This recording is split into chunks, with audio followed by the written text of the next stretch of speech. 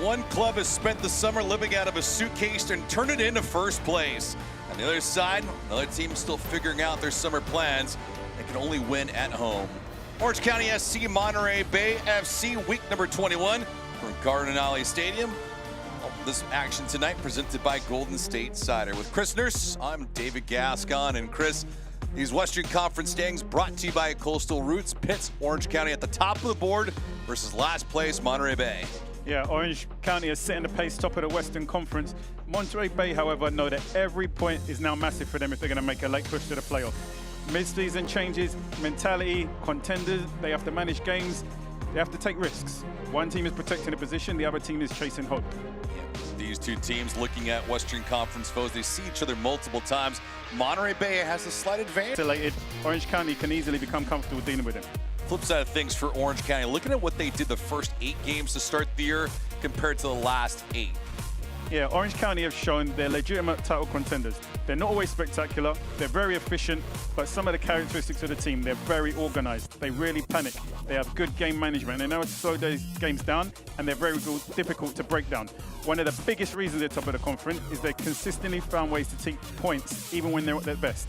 Losing only twice in league plays, and top teams find a way to win games even when they're not performing well. Usman Silla, our player to watch tonight for Orange County, the midfielder. You see the numbers so far in the year. 15 appearances, 4 goals and an assist. What makes him so good? Yeah, he's consistently a connector between the defense and the offense. He finds pockets. He's good at 1v1 attacking. He can drive forward with the ball. He can score from distance, and he has great timing arriving in the box. When Silla starts drifting centrally, this is when you have to watch out. He can be very hard to defend. Who's going to pick him up? Road Warriors are from Orange County against Monterey Bay that protects home soil well. Coming up, we'll get you the starting 11 and first touch. First place versus last place, all coming at you next. When the Monterey Bay FC Union soccer team flies, they prefer to fly from the Monterey Regional Airport. We love flying out of the Monterey Regional Airport. No matter the reason you need to fly, choose the Monterey Regional Airport and skip the stress of the larger airports. The Monterey Regional Airport is the easy and convenient way to fly, short TSA lines, and parking is just a few steps away. It's easy, it's convenient. It's the Monterey Regional Airport. To learn more, visit montereyairport.com.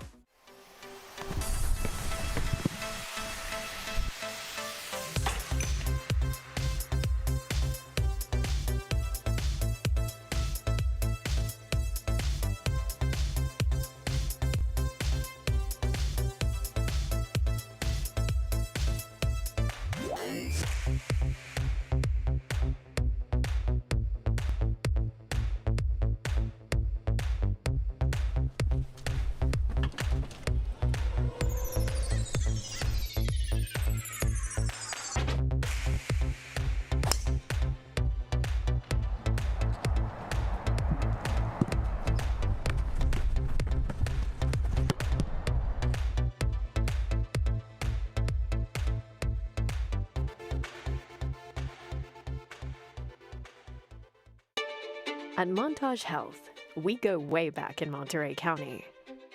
We've been here for life's bumps and bruises, and its joyous moments, too. Our dedicated, compassionate staff have cared for generations of you. We're locals serving locals, delivering all the care you need right here. Visit montagehealth.org.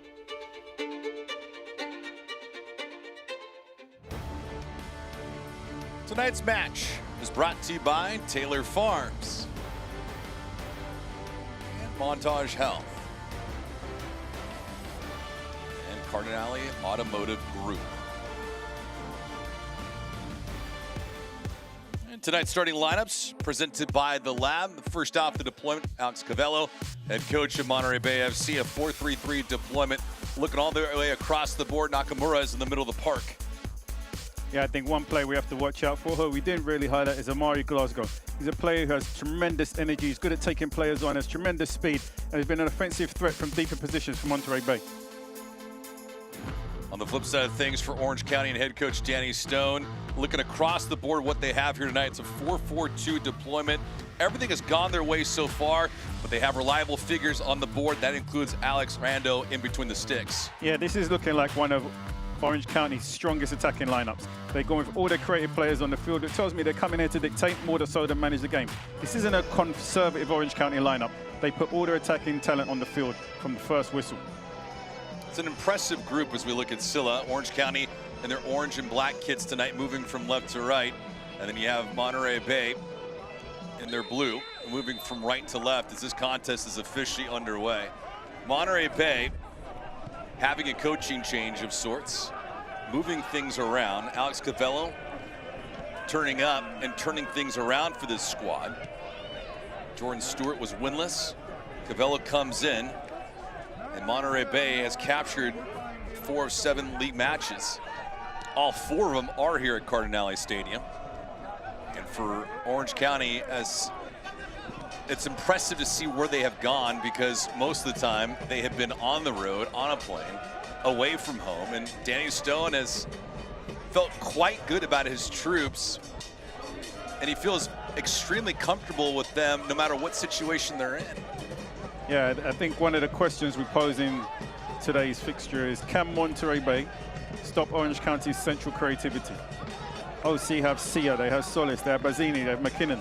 These 4 are always interchanging positions, and if Monterey's midfield gets stretched, Orange County are going to be very difficult to defend. Long throw in here. Didn't materialize. Showed up back on defense. Barajas peels this thing back. I mean, it's more of a testament to what Danny Stone has done with the structure in his team. For long stretches this year, he's had guys missing in action, banged up. Roster only able to field 12 to 13 guys they're able to dress. 77 days without a home game. He's been with 5 teenagers. And all of that, he's kept himself above sea level. He's been happy. He's been enthusiastic about this team. And he feels confident for good reason. Yeah, I think he's had some players that really have excelled this season, and Sia being one of them who we highlighted pre-game. He wins a lot of midfield duels. He wants to isolate defenders. He wants to cut inside. He wants to attack the box. Monterey Bay have to do a good job of keeping him quiet by trying to force him wide, delaying, allowing themselves to get help. If Sia starts to receive the ball between the lines and facing forward, Monterey Bay are going to have a lot of problems in their hands in the center of the park. This corner kick brought to you by Bagel Corner. It's the first one of the night for either side. The Jet will take it for Monterey Bay. All 4 victories on home soil. The Jet, fairly weak, properly defended ball at the top of the box though. It's trouble, left-hand side, it goes off the woodwork. The left foot, ever so clever, and just gets lifted over the bar. I'm gonna be harsh here. Some might say unlucky. I say that's poor finishing, because he's done ever so well. Glasgow has poked in this fantastic hold-up play there from Nakamura, and he just has to hit the target. He has to hit it low and hard on target, and then 1-0 in lead in the opening 3 minutes of the game. For whatever reason, he's leaning back and he skied it over the crossbar from 6 yards out when it was maybe harder to miss than it was to score. Fantastic start to the game, but the quality in the attacking third, the quality in the final moment has to be better. You can't afford to give away chances like that when you're sitting at the bottom of the standings and trying to creep into the playoff positions. These are the moments where you can build momentum and really climb the standings. Sadi missing that one from close proximity. Rando got away with one there. Whistle and a fountain. It goes right back to Orange County. I think one important matchup we're going to see tonight is going to be Elijah Paul up against Brewitt. Brewitt's a very experienced player, a leader of the team. But sometimes he can be rational, he can arrive late in tackles, he can be a little bit overzealous.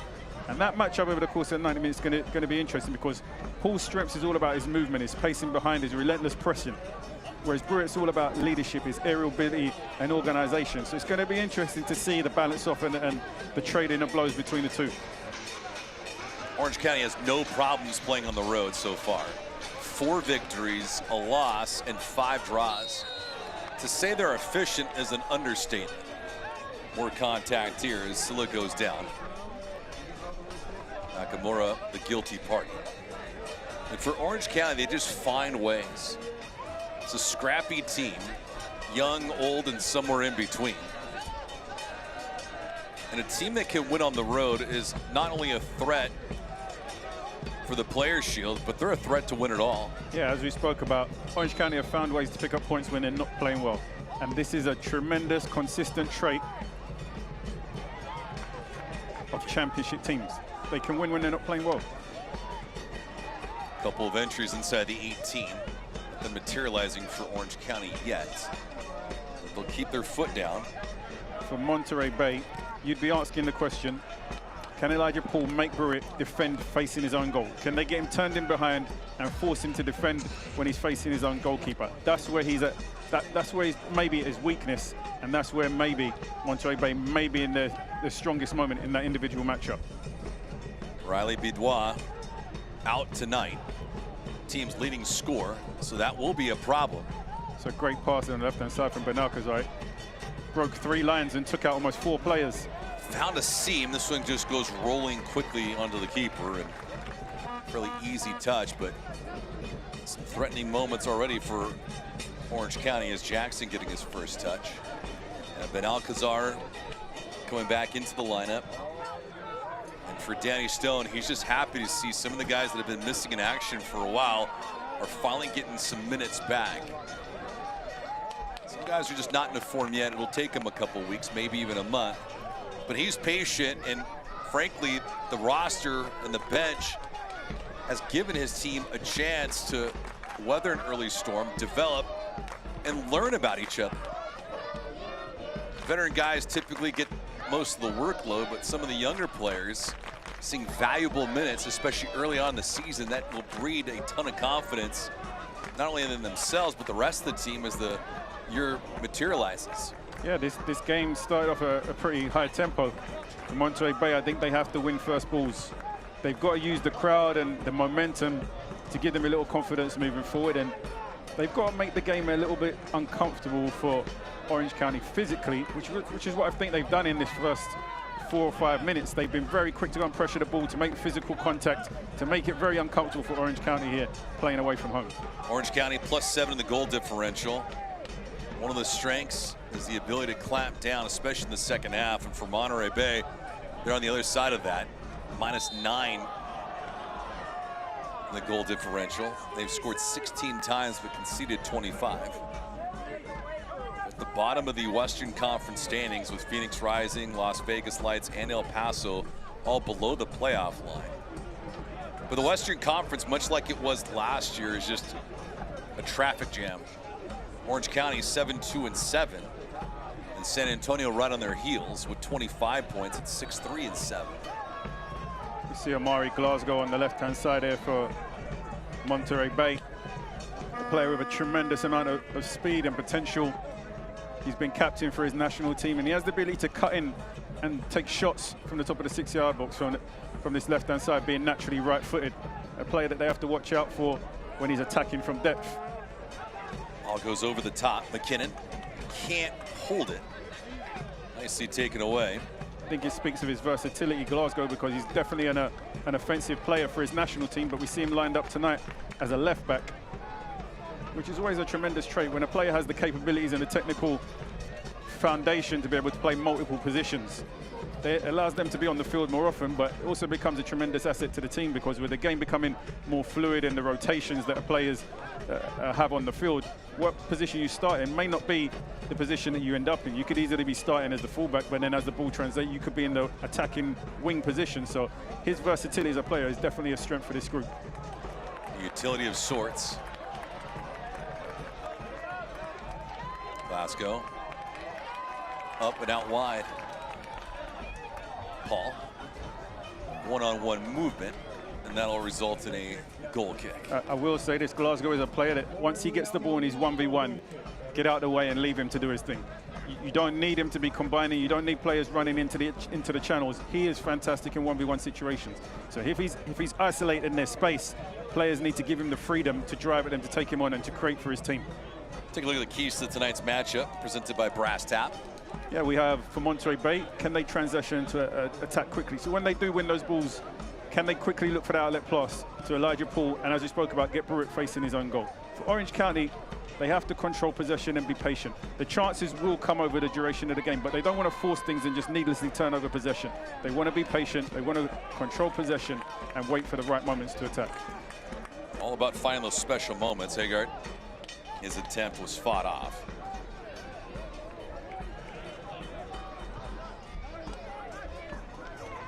Orange County opening up this season, having played 10 of their first 16 matches on the road. 9 of the last 14 will be back home in Irvine. The World Cup training displacement is now officially in the books. I think what makes this matchup exciting tonight is really the clash of the two styles. Monterey, very vertical, direct, transitional. They're emotional when they're at home because they have that fan base behind them, and sometimes being at home puts a little bit more pressure on you because you feel like you have to entertain the fans. When you're away from home, you're not too concerned about entertaining the fans. You're more concerned about, can you pick up points on the road? But when you're at home, you do feel the pressure of having to entertain your home fans, and it does make you a little bit emotional in moments. And the crowd react to things and bring a little bit more excitement into moments, and that's something that they have to be able to manage. For Orange County, patience, structure, discipline, and experience. This is the two different styles that are matching up there. It's going to make this for a very exciting encounter. Paul tapered this off. Glasgow. Patient. Nakamura will feel this around. He gets it back. Paul directing some traffic. Nice soft touch. Jet gave it up. Wants to get it back. He does from a sharp angle across the goal mount. This one will be headed away, and it'll be a corner kick for Monterey Bay. I would say Monterey Bay can gamble a little bit more. Leggett, he has the quality to play forward. He plays forward, he has good quality, and he'll find you. You see that ball delivered to the back post. There's nobody making the runs. It's a good ball, but there's just nobody attacking the right areas and the right spaces. They have to believe a little bit more. When Leggett gets that ball and he's facing forward in the attacking third, if they run to the right spaces, he will find the right pass. Corner kick brought to you by Bagel Corner. Jet will take it. This service, decent pace, volleyed up. Nakamura was the first to touch on it. And over pursuing it was Glasgow. Now we'll see if this is an on-man rush. It's not the case. Fine defending on the back line, though. Elliott, with good caution, peels this back to Jackson. Match has had really good movement from end line to end line.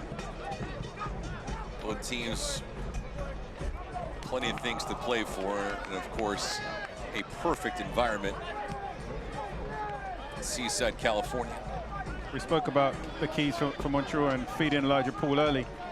The key is feeding him early. They also don't want to allow him to get isolated. They need to get support up to him very quickly. There's a few key players in this team. Nakamura is extremely technical. He needs touches between Orange County's midfield and the defense. If he disappears out of the game, Monterey can become very predictable in how they build. We gave Said a hard time. Well, I gave him a hard time, maybe for the chance he missed in opening 3 minutes of the game. You have to remember, he's a young player. He's 18 years old, but if you're good enough, you're old enough. So we don't want to use age as an excuse. It's a fantastic opportunity to be there. You have to take those moments. You have to make those opportunities count. We're not expecting perfection, but we're looking for confidence. We're looking for him to be able to attack defenders early, arrive in the right spaces and finish off the play. And the crowd will respond. These are the games where young players can really announce themselves and make a statement on the field. Brad Jensen, our center referee, brings this back. Took the back post, volleyed up. Monterey Bay holding possession inside the 18. Another crossing attempt. Great stop on the goal line by Rando. Way to track it for Rando. The attacks have been relentless from Monterey Bay. And again, it starts when you get here. It's a clearance to the edge of the 18-yard box. Monterey do a good job of winning the seconds and maintaining the pressure in the attacking third. He just glances it toward the far post, and Rando does exceptionally well here. If you look at his feet, how quick he's able to adjust them to get across the goal line and push it away. Fine job to volley it. Monterey Bay, though, trying to continue their way downhill. Rando with 5 clean sheets on the year. Save percentage is at right around 71. Making his 17th appearance of the year. He's been the workhorse. Every minute of Orange County's season has been in between the sticks. Rando, another good stop. A couple dangerous moments for Monterey Bay. This is fantastic attacking play here from Monterey Bay. The first touch here from Ross does a lot. Watch when the ball's played to him. His first touch takes out the defender, eliminates him. Then he unleashes a left foot rocket. I think he should probably go across goal here and try to go into the far net, and he goes to the near setting man. Rando comes up again with a big save. A chance gliding through. Orange County doing all that they can defensively. Haggard. And this is one of those phases of the game when Orange County are under tremendous pressure. They're defending well thanks to some brilliant saves from Rando, but they're managing to keep themselves in the game. Really and truthfully, one or two of these opportunities should be in the back of the net, and Monterey Bay should be 2-0 up. But Orange County find a way, as we've spoken about, even when they're not having the best days or the best start to this game, to still keep themselves level and keep themselves in the battle.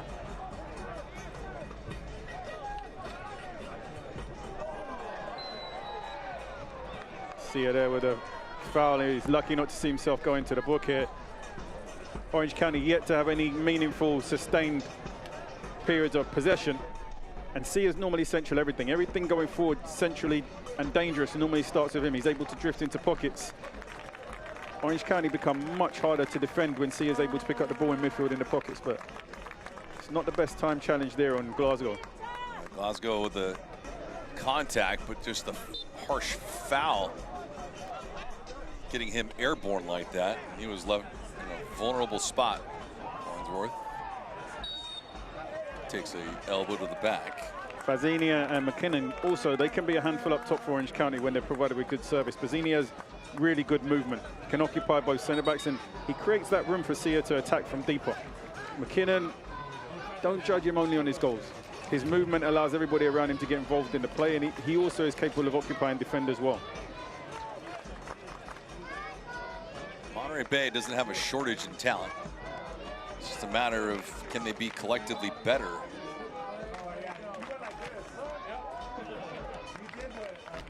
Jet, who played this in. Some contact with the far side official. Flag. I think where Monterey Bay have started well in these opening 15 minutes is how they're doing a good job of pressing and being aggressive going forward. They're not sitting deep at all, which is not allowing Orange County to dominate possession of the ball. It's actually allowing Monterey Bay to have the better possession because they're pressing really high collectively, not individually, and just getting picked off, and it's been effective in pinning Orange County back in their half for these opening 15 minutes of the game. Monterey Bay playing much better at home this year compared to on the road, and that's an area of concern for Danny Stone. He just feels like they have not really changed a whole lot, but dynamics of them playing at home makes them feel more comfortable. It does feel like the way that they do play defensively, manning up, there'll be some transition moments that his club could take full advantage of through 90, but a long way to get there. Transition moment, that play was broken up. Nice layoff there from Paul.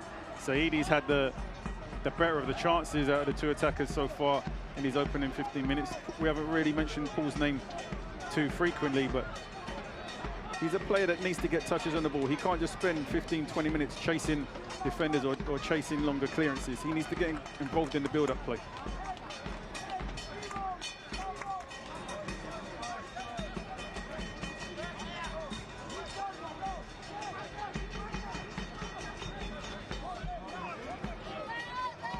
Monterey Bay has had the better the scoring opportunities so far. Alex Rando with a couple stops. He was bailed out with one shot from Saidi, who hit the crossbar. The 18-year-old who scored his first goal for the club last Saturday against Phoenix. Ripe old age of 18. This transition moment. Silla out wide. Silla creeping in, he goes short side, he misses it. Quite the surprise with Jackson coming out.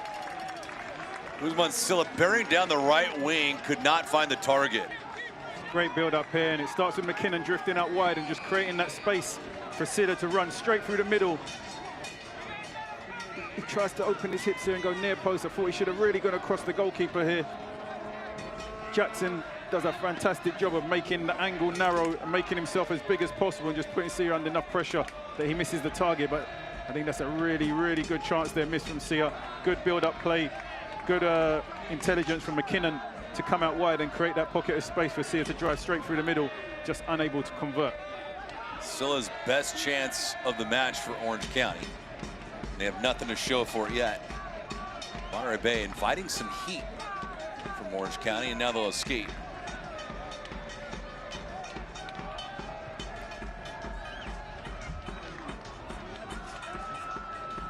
Stays with the home side.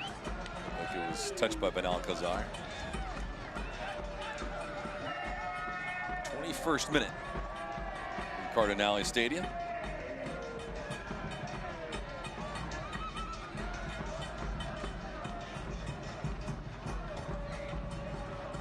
Monterey Bay fairly even with possession with Orange County in different moments.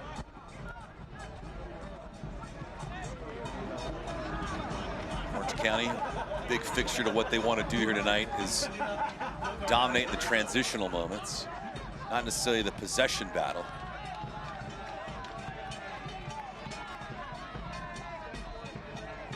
There was the expectation they'd have to survive the first 15 to 20 minutes, and they've done so.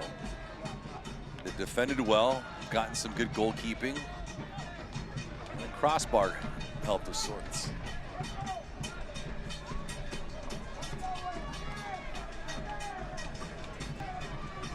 Zini hasn't been a factor yet.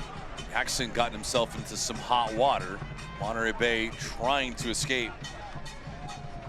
I'm all for it, but sometimes you have to weigh up the risk versus reward. While it may look cute, your goalkeeper coming out and playing under pressure against two defenders, that's not their strength, and it's not what they've been trained to do for probably the past 10 years.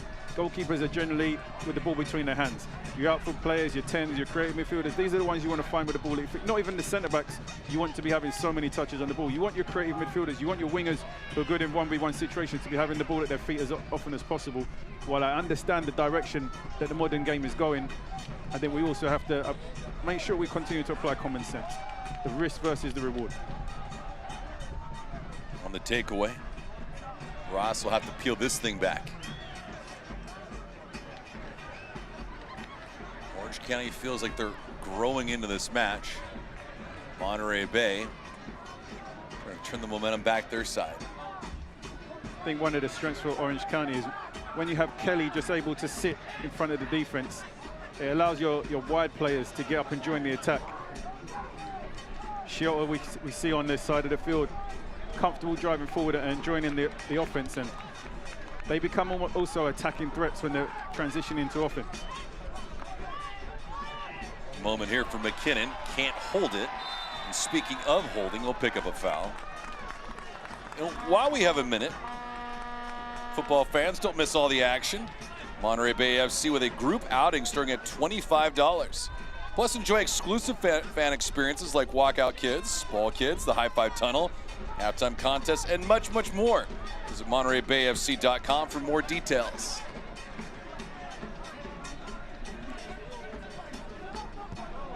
Monterey Bay had a decent amount of possession in this first half, and I think it's based upon them being on the front foot and aggressive going forward rather than dropping off Orange County. And being that the team lower down in the standings, you may have expected them to approach the game in that way. We see ourselves lower, let's go into a low block and just try not to get scored on. That's not the approach they've taken to this game, and I think that's allowed them to have the better of the possession. And obviously they've definitely had the better chances in this opening exchange, but they don't necessarily need 60% possession to win. What they need is quality transition moments. They need Elijah Poole involved, and the chances that Saidi had in the opening 3 minutes of the game, they have to convert those. There's not a team that can afford to waste those kind of opportunities. Elliott roaming around. Nakamura. Jet spins this around. Farnsworth on the touch, Glasgow. Glasgow's got some open real estate, lets it rip. Shot was blocked on the way through. Good closure. Monterey Bay keeping their foot down. That's the threat that Glasgow poses on this left-hand side. If he has time and space and the ability to cut inside, you can see the numbers they got. It's 3 versus 2. They can move the ball quickly here and create openings. Solis with a great job to close the gap and the distance. Elijah Paul, fancy footwork. Glasgow. Paul, open area, triple team comes immediately. Thought he was gonna slip through, and then all of a sudden, this orange wall surrounded him. Yeah, Monterey Bay doing a good job of creating overloads in the wide areas. 3v2, just unable to get anything meaningful off in a sustained spell of possession. Unable to penetrate and test the goalkeeper, but you can see there's good ideas, good chemistry, good connection. Ball goes back to Orange County. They have to be careful because Orange County have enough individual quality to hurt them. That's what's made them one of the league's best teams, is how connected they've been without the ball. Elijah Paul getting a small lecture from our center referee. It's away from the play. We didn't see it. But of course, all in the heat of the battle. No harm, no foul. Good gamesmanship here. Football fans, watch USL on ESPN2 August 1st for championship battle of powerhouse teams from the Eastern Conference. First place Tampa Bay, aiming to keep the top spot with a win over reigning Players Shield winners Lou City, Saturday, August 1st at 8 p.m. Eastern on ESPN2. I think this is where the league position can become misleading. If you were to watch these opening 25 minutes, you wouldn't really know who sits where in the standings. And Monterey Bay have consistently made life difficult for Orange County here, especially at Cardinal Stadium. They've always made it a tough game.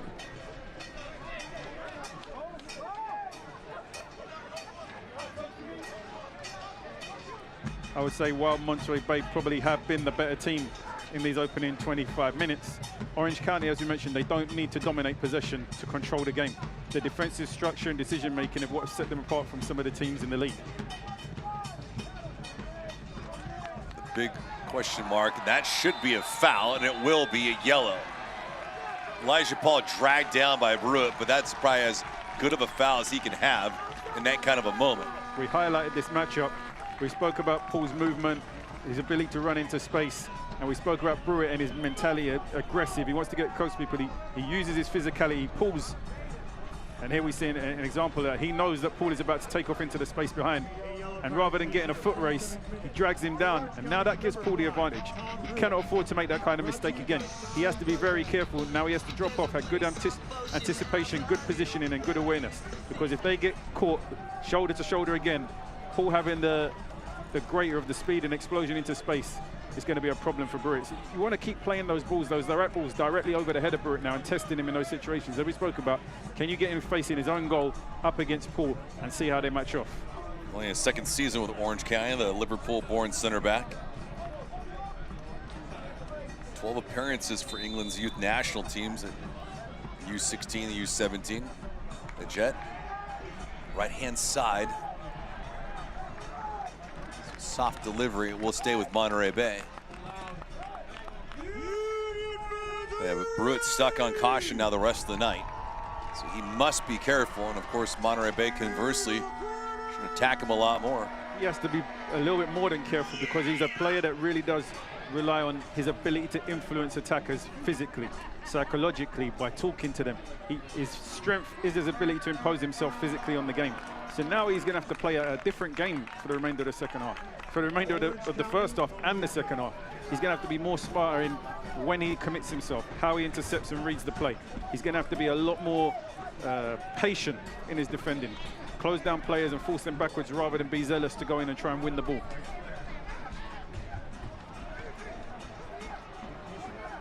And I would say I know because I played at the time when free kicks and red cards and fouls weren't given as frequent as they are today. So I was able to manage being on the edge of a yellow card well and play most games without getting a red. Now I don't think I would make too many challenges without seeing a red card early. So the game has really evolved a little bit where you may have been able to manage having a yellow card previously, but now it's a lot more delicate, and you see why head coaches are a little bit quicker to substitute players when they do get yellow cards, just because the laws of the game don't allow you as many chances as you may have had in previous years. Trying to just managing to get that thing out of the way. Nakamura not able to handle it properly. Scylla, though, with a soft feed, though. Ross and company able to intercept for Monterey Bay. I would say Monterey Bay have looked decent in this opening half an hour, to give them credit, but you don't get the rewards for how you look. You've got to make these moments count. You have to convert your chances. You have to be clinical in front of goal, and I think that's the area where they've not necessarily excelled, because they've had dominance, they've had good chances, they've not converted them, and that often comes back to bite you at the end of 90 minutes. One would hope that for a Monterey Bay fan, you can continue to play at that pace.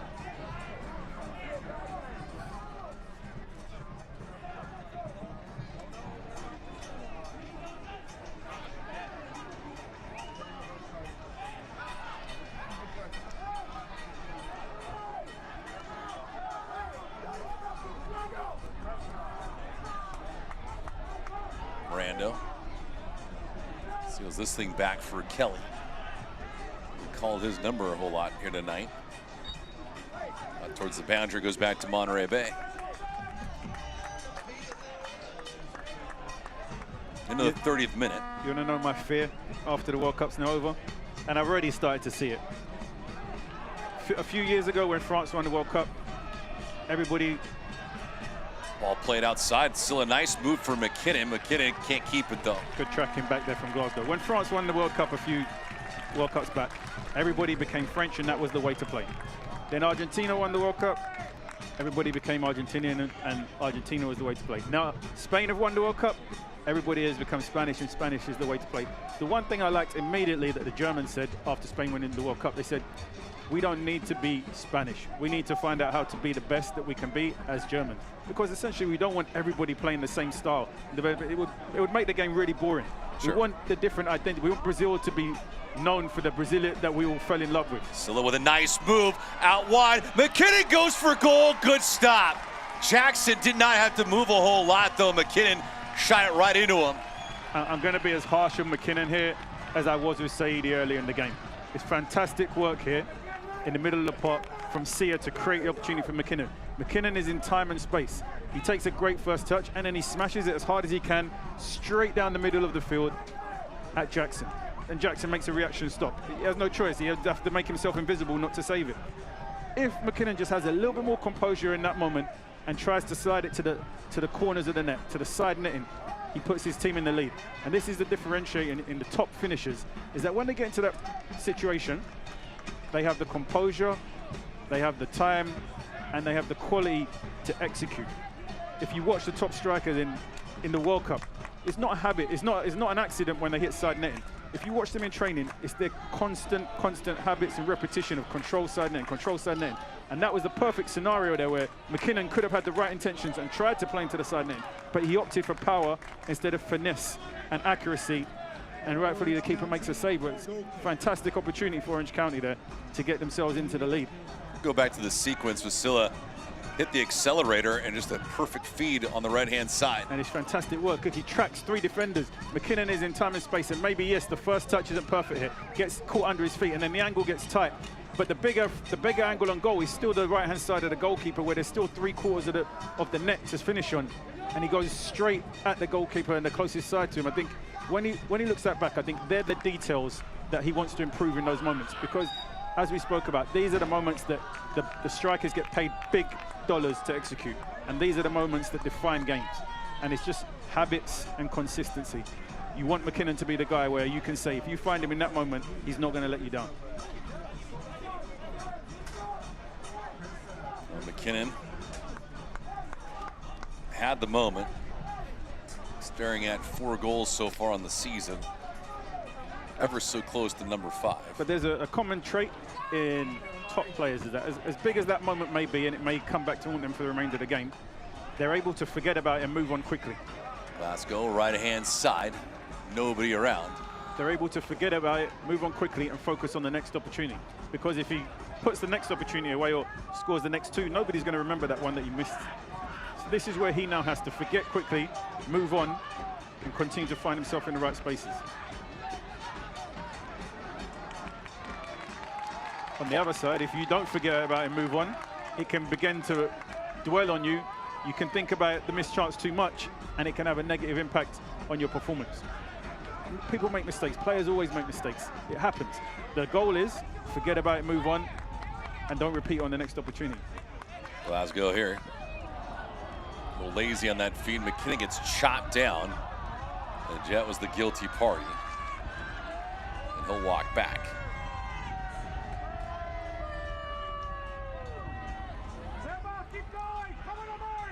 Get all the latest MBFC gear by visiting mbfcshop.com today.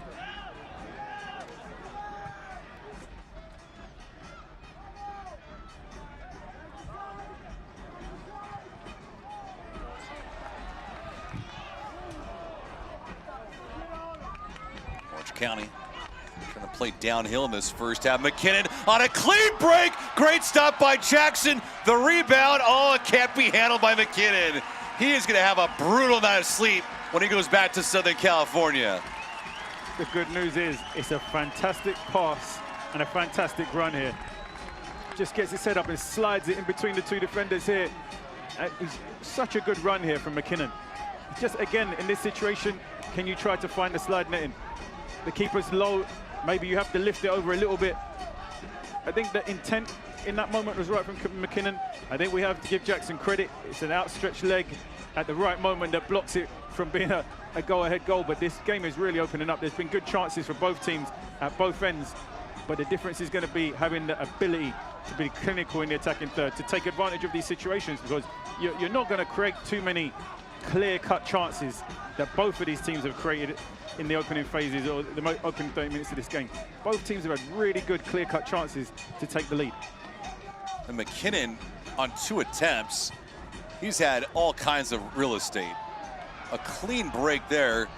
And on top of all that, Jackson's looking at the sun in his eyes. Yeah, and as I told you, if he scores that one, nobody remembers the first one. Now he has to manage his own mindset, because there's 1, there's 2. Now he doesn't want to get caught thinking about both of those moments now, and it starts to negatively impact your performance. Just has to keep going. He's finding himself in the right place at the right time. That's a positive in itself, because he's in those spaces to be able to even have those 2 opportunities. Some strikers never find themselves in time and space in the box to even get shots off, because they don't have the movement or the intelligence to find the space. So he's in the right places, he's making the right runs. Now he just needs to compose himself a little bit in the finishing phase. For as good as it is for Orange County to have those opportunities, they can come back and bite you when they don't capitalize, especially at home. For Monterey Bay, where they've been the more effective team throughout the season compared to what they've done on the road this year. Rando.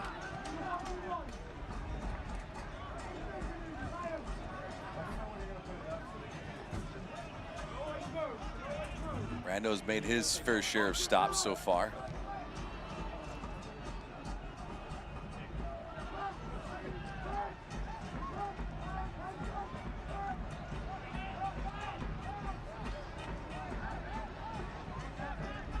'38th minute, and we've had everything except a goal. Some decent physicality, some two-way action, some solid goalkeeping. Shot that went off the crossbar. And the heat continues. This one flipped, managed around, some pretty decent body contact just outside the 18, but Alcazar gets dropped to his knees. I will say this, we've spoken a lot about Monterey Bay having a decent first half, but if we were really to be brutal, McKinnon should have Orange County 2-0 in the lead. The chances he had, that's 2 that should be in the back of the net. You add up Saeedi's earlier, maybe 2-1. Despite how well Monterey Bay had played with the ball, they allowed 2 chances there. They should have conceded on both occasions. We play on. Everyone was expecting a whistle. Chota continued his pursuit. Bazzini was asking and looking for it. Silla, who has it now?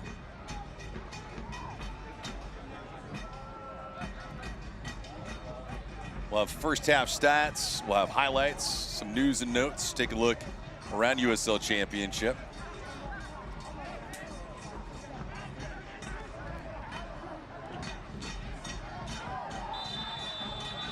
Some decent contact and a shove. Elijah Paul looking back in some disgust from our center referee.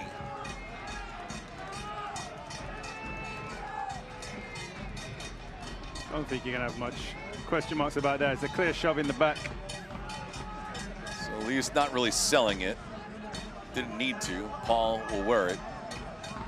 So he has picked up yellow.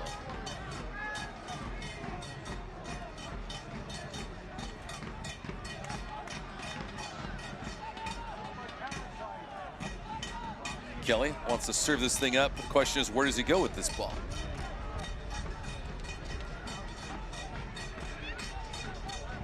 Kelly has started and appeared in all 16 matches. Center midfielder from Scotland.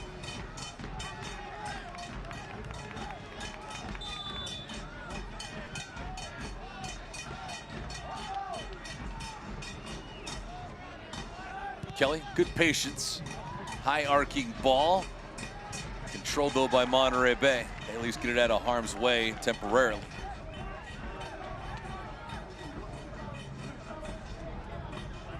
Shuttle will just sit on this. Inducing at least Monterey Bay to extend. Nakamura. No harm, no foul apparently. Still 0-0 going into the last 5 minutes of the first half, and I don't think it's for lack of chances created. I would say it's lack of being clinical in front of goal. You could say some good goalkeeping on one hand. Pursuit on one end, same on the other. Glasgow not happy with the decision, but the foul being made as Tubbs, he goes down. Yeah, there's no reason for Glasgow to use his hands here. Tubbs is going towards the sideline, diagonal, still towards his own goal. Just be smart and see him out in that area and keep the pressure on in the attacking third. Instead, you've given him a free kick and allowing them to get out.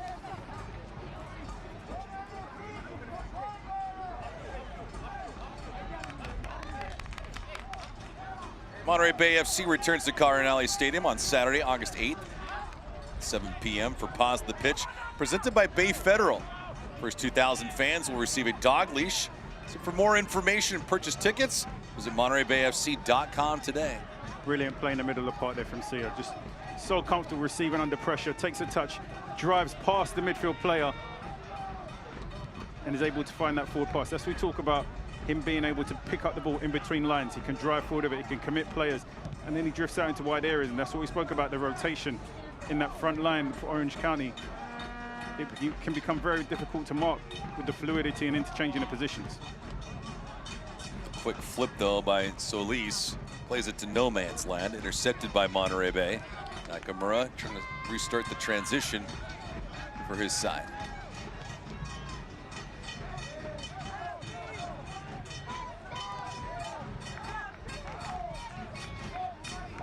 Monterey Bay trying to protect home soil. Orange County hoping to do what they have done all year long, grab points on the road.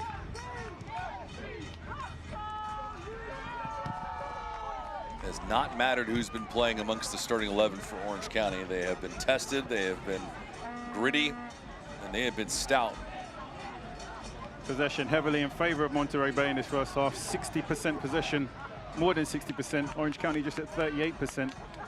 And they've dominated the shots. 6 shots in comparison, just 3 for Orange County. 2 of those being on target, 1 on target for Orange County. So Monterey Bay have dominated possession. They've dominated the shots. They have had shots on target.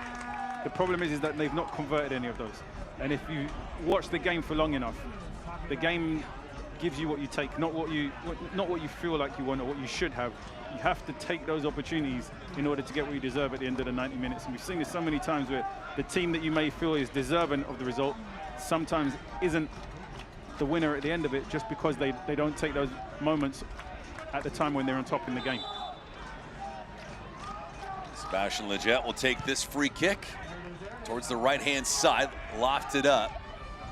Kelly for a moment, that shot right on goal. Rando didn't have to move a whole lot. Good pace in that shot, but unfortunate with the accuracy for Monterey Bay. They could not put one past the goalkeeper. Saidi again, they're just trying to guide it into the far corner. You could see what he was trying to do.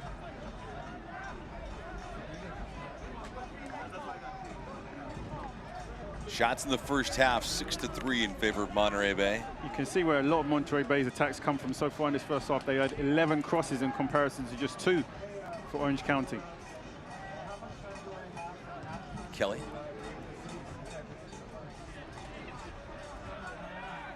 Peel this thing back. I will say if there's one area where Orange County probably have had the dominance, it's been in being more aggressive in the 50-50s. They won more of the tackles. They've been more aggressive in that second ball phase.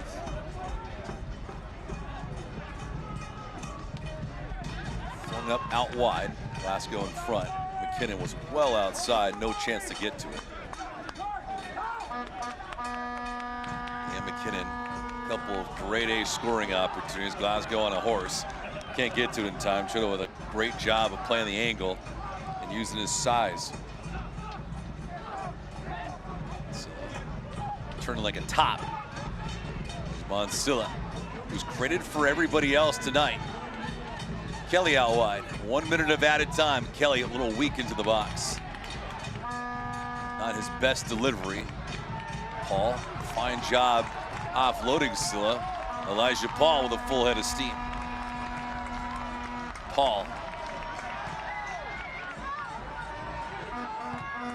Zaidi, who gave it up on the right-hand side. Monterey Bay, that attempt was off, might have gone off the fingertips of Rando. That did not. That shot just going wide of the cage. Great footwork here from Barajas to create the opportunity. Just quick footwork inside the box, shifts it to his left foot to create half a yard of space and the angle to try and bend it into the far corner. It's not far away at all.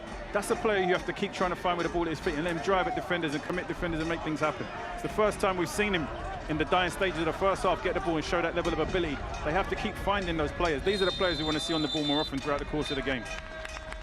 Center referee Brad Jensen blows this first half to a close. Fairly even match. That man, Liam McKinnon, is going to have himself quite the break to collect his thoughts. 2 chances, 2 attempts. He comes up empty, 45 minutes down, and there's no score. Yeah, for sure. If there's one team that feel they left something out there in the 4 or 5 minutes, it's Monterey Bay. The chances they created were the better chances. But we spoke about McKinnon and the 2 chances he had. He really should have buried at least one of them. It's been a half that's been defined by missed opportunities. Shots were 8-3 in the first half for Monterey Bay, 3 of them on target for their side, but nothing to show for it just yet. 45 minutes in the books. Monterey Bay and Orange County are scoreless.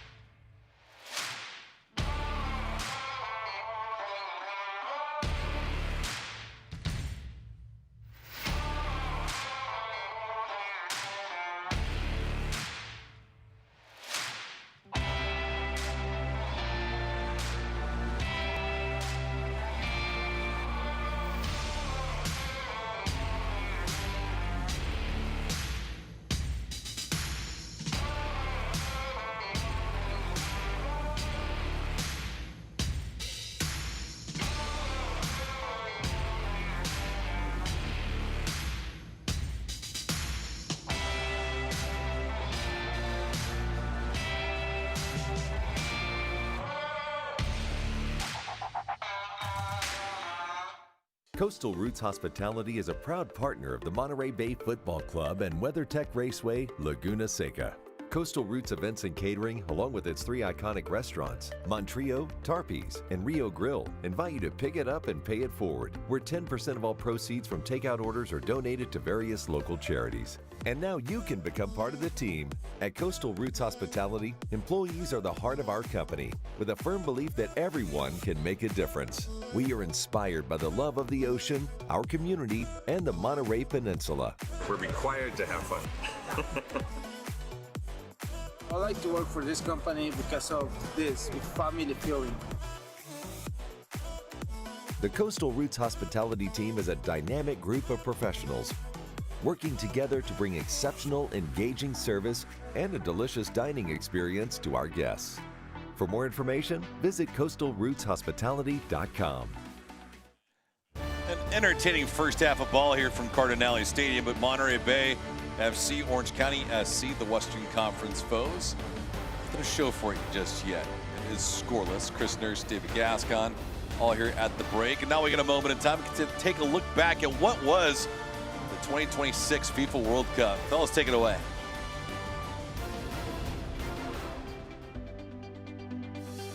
In the middle of the 2026 World Cup, Carlos Lamosa is focused on something else.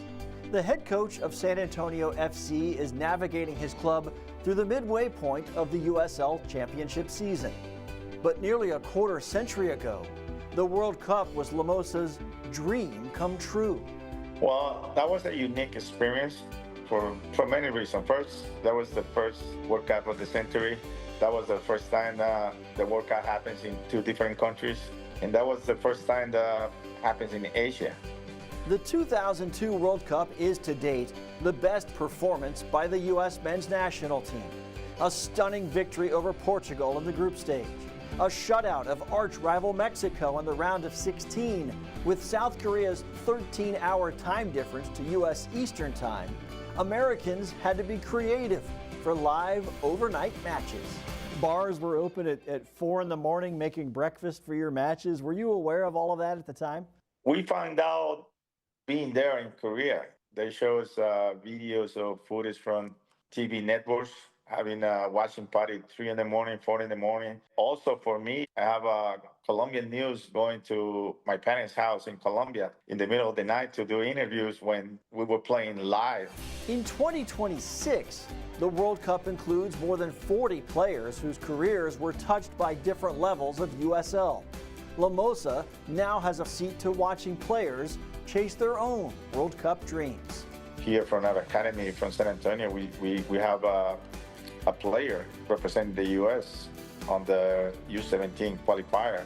That's a very important league in the U.S. soccer developmental program.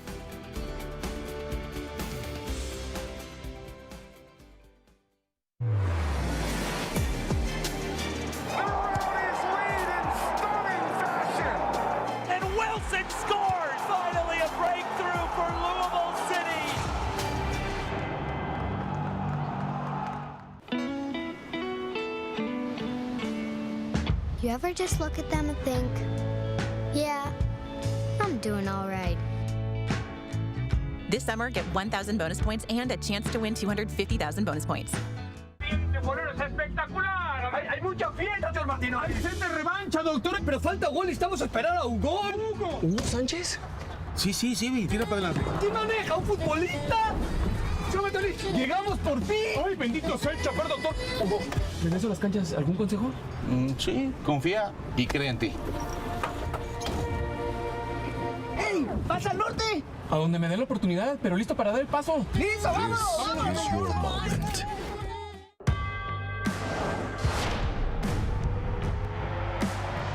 Prinks tires in the USL help soccer journeys everywhere to drive harder.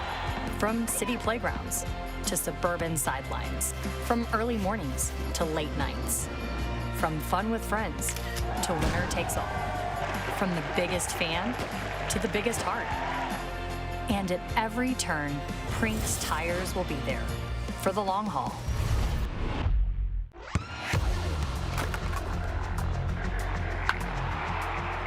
We all have goals. But let's be honest. Most of us aren't going to be professional athletes. But if your goal is to finish your degree, we can help. Come to a university that puts your goals first. Bellevue University, your partner in finishing goals. Boulevard in Marina. Back here at the break from Cardinale Stadium. Fans here in attendance, young and old and somewhere in between, enjoying the halftime recipes and the break. Monterey Bay and Orange County right now, nothing to show for it just yet. Chris Nurse, David Gascon. We'll take a look at Monterey Bay's upcoming schedule, at least the next 3 that are on tap at Lexington SC as we open up the month of August. Then El Paso Locomotive versus New Mexico United on August the 8th. So it'll be a short and quick turnaround with those 3 matches over a 1-week span. ESPN Plus and also on CBS Sports Network. For Orange County, a pleasant return home for them as they'll face off against El Paso on August the 1st, and then a tough Tampa Bay Rowdies team that also won tonight, and then they also host Lou City, so all that action will be back in Irvine for them. It's been a long way from home for them as Orange County trying to pick up 3 more points on the road. We'll have some stats, we'll have some highlights, and a whole lot more. The moon is finally out here on the West Coast. Orange County and Monterey Bay scoreless through 45.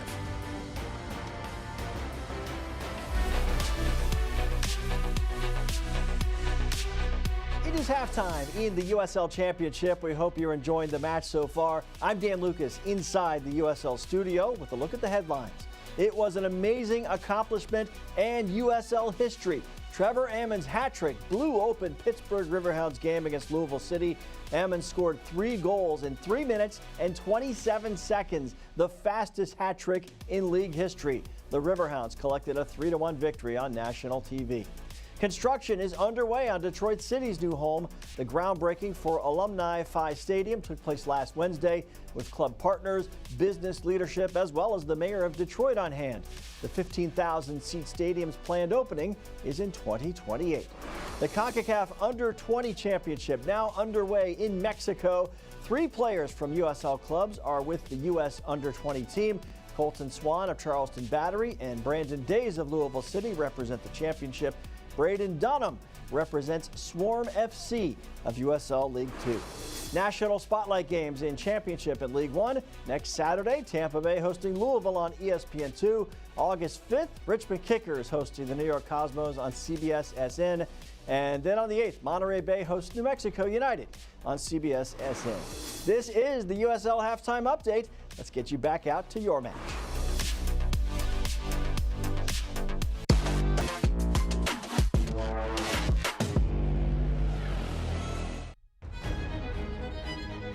It all starts with a spark, an idea. That idea ignites into a dream. The dream sharpens into a vision. The vision fuels a process.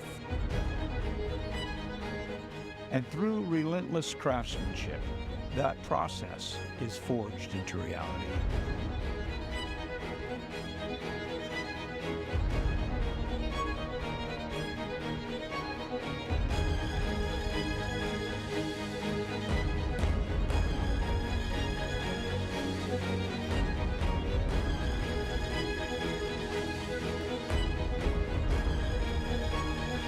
Your vision, Our craftsmanship, one unforgettable legacy. At Taylor Farms, our goal is to create healthier lives by creating healthy, fresh foods. A stronger community is a win for everyone. That's why each time the Monterey Bay Football Club scores a goal, Taylor Farms will donate $500 to a local nonprofit. Healthy goals, healthy lives. A more perfect union. We are Union! Tonight's match is brought to you by Golden State Cider, Taylor Farms, and Montage Health. Take a look at the first half highlights in this one, Chris. There was a lot of action. Someone was bound to get on the board early too, right? Yeah, this was Saidi in the opening 3 minutes of the game. I think fantastic opportunity here. Glasgow hits it in, it comes to him on the edge of the box, and not sure quite how he manages to put this one over low and hard, and it's in the back of the net. 15th minute, Monterey Bay still trying to find the game's first goal. This was a cross delivered into the box that Paul does well to get his head on, glances it towards the far post, and Ramba does ever so well there to adjust his feet, get across his goal line, and push it away for danger. Yeah, Alex Rando saw a lot of action in the opening half, more so in the first 10 to 15 minutes.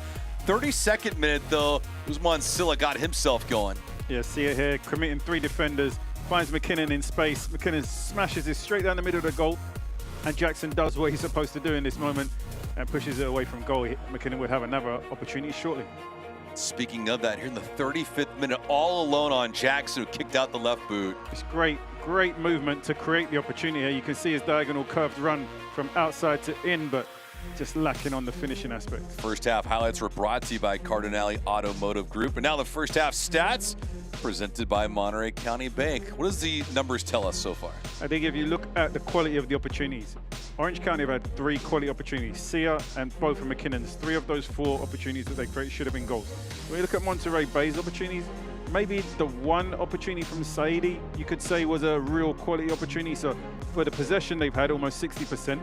For the chances they've created, 9 shots, just 3 of those being target. They haven't actually created real quality opportunities. So I think that's really what they got to improve on. Christmas right around the corner.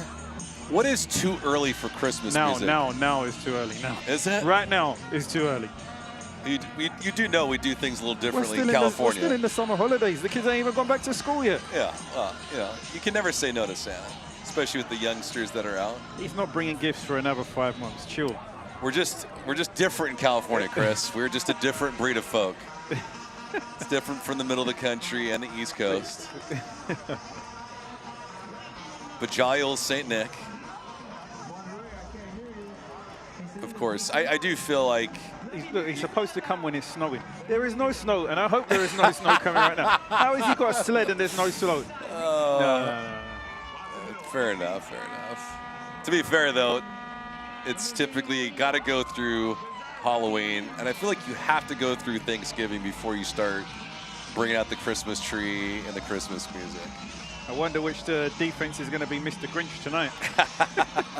Well, we'll see. It could just be the crossbars. Hopefully one of these defense turns out to be Mr. Grinch. Well, we'll find out. I mean, there's a couple of Santas on each team giving away opportunities, right? There has been abundance of those chances, and neither team has been able to capitalize. Monterey Bay in 12th position right now in the Western Conference, and Orange County coming into tonight as the top dog as the second half begins. Orange County moving from right to left with Monterey Bay going the opposite way. Hasn't been for lack of opportunity, and it hasn't been for lack of ambition from either club either.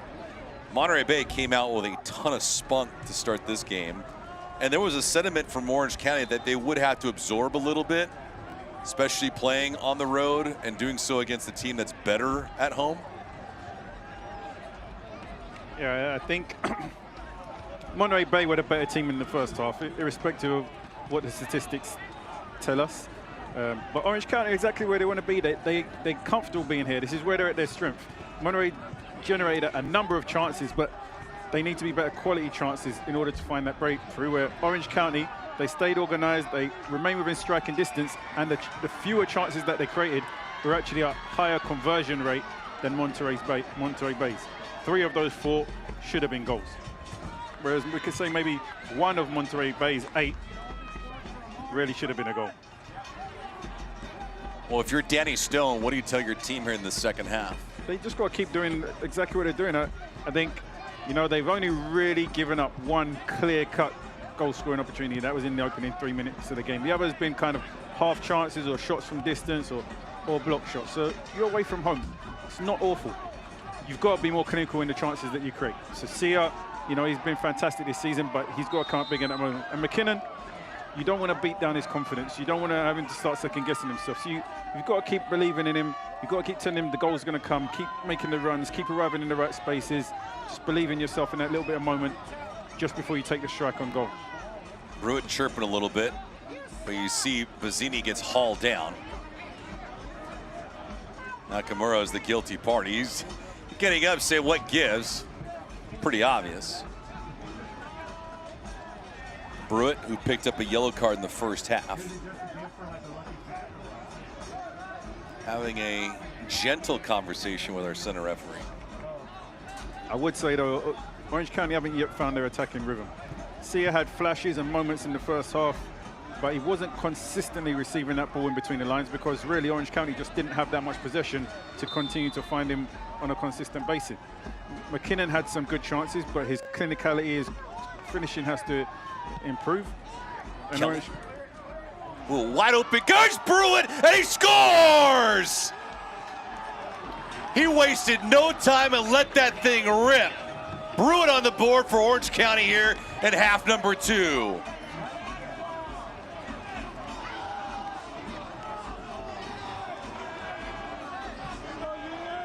That time smashing it, your laces through the ball, worked to perfection for Brewitt. And I say, he looks more like a striker here than a defender. Just look at the composure on the chest. It looks so confident in the whole flow of finishing. Comes to him, no panic, chest, volley, goal. Didn't even look like he second-guessed himself whatsoever. Normally, when defenders are that high, they act like they're getting a nosebleed being that so close to goal, but confident in front of goal. Great finish from Brewitt. Brewitt all smiles, saying, call me up and dial my number. Why not? It's a great finish. Classy and efficient, just overpowering Jackson, who couldn't get to it this time. Even getting a piece was not enough. 1-0 Orange County. This goes back to your earlier point, Chris, where you mentioned Orange County, even what they've done on the road, it's not always sexy. It's not always something that is brilliant, but they're just tough. And they're gritty, and they find a way, they stay around, they don't go away. That's it, they find a way, and that's exactly what they've done here tonight. Monterey Bay, as we spoke about, you don't get what you think you deserve. You get what you take, and they've had the opportunities to have those chances, to have those shots and goals. They've dominated possession 60-40 in the first half, but you weren't able to create quality opportunities and capitalize on them. And now you find yourself 1-0 down, despite maybe having the dominance for the majority of the game so far. And now you're coming out second half after you've just had your team talk, and the game plans immediately change because now you're on the back foot in front of your home fans. So we spoke about that additional pressure where you've got to entertain, you've got to play a certain style, and you want to build the fan base and grow, and that requires wins and success. Yeah, there's going to be loyals who support you, but we know that the more you're able to dominate, the more exciting your game is, the more you win, the more your fan base is going to grow and be able to maintain and sustain that loyal fan base. Now they've got to find a way to dig extremely deep because they're bottom. There's nowhere lower that they can really go right now. They've got to climb the standings, and we spoke about every point being so important for Monterey Bay if they're going to find themselves in the postseason, and it's got to start now for the next 40 minutes. Another steal. Harsh challenge by Elliott. They play on. That shot, good stop by Jackson. He volleys it over to the left-hand side. Slowly getting to his feet has been Alcazar. Brewitt, who has the only goal in this match. For Monterey Bay, I don't think they should panic because they've created. This one into the box. And Alcazar looking to get free. He scores! Bazzini taps it in after a great feed on the right-hand side. Orange County with back-to-back goals here early in half number 2, and it's 2-0 OC.